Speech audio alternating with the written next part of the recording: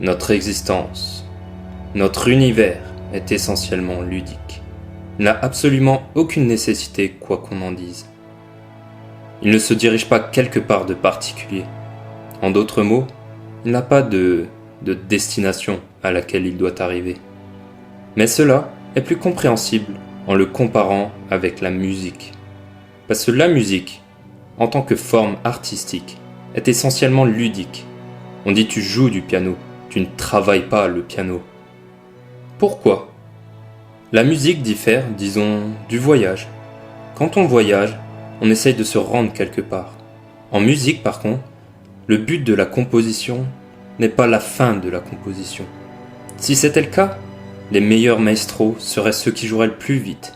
Et il y aurait des compositeurs qui n'écriraient que des finales. Les gens iraient à des concerts juste pour aller écouter un seul accord s'écrasant, parce que ce serait la fin. Même chose pour la danse. Vous ne visez pas un point particulier de la pièce que vous voudriez atteindre. Le but de la danse, c'est la danse. Malheureusement, ce n'est pas quelque chose que notre éducation nous apporte dans notre vie de tous les jours. Nous avons un système scolaire qui en donne une impression complètement différente.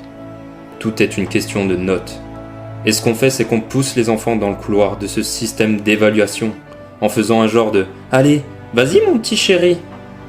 Et donc, vous entrez tout content en maternelle. Et c'est super, parce que quand vous en avez fini, vous allez rentrer en primaire. Et puis allez, la première année a besoin de la deuxième, et ainsi de suite, du collège au lycée. Et vous sentez, ça arrive, ça vient. Puis vous rentrez par défaut dans des études supérieures. Et avant même de vous en rendre compte, vous êtes en dernière année et vous validez votre diplôme. Et une fois fini avec les études, vous sortez enfin de tout ça pour rejoindre le monde du travail. Donc vous entrez dans une entreprise où vous faites sûrement quelques escroqueries comme vendre des assurances.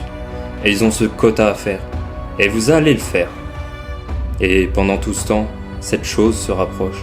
Elle arrive, cette grande chose, le succès pour lequel vous travaillez tant.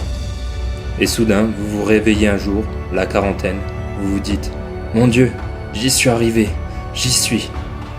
Mais vous ne vous sentez pas vraiment différent de ce que vous avez toujours ressenti. D'avoir vécu dans l'espérance. Regardez les gens qui vivent pour prendre leur retraite, qui font toute leur vie des économies.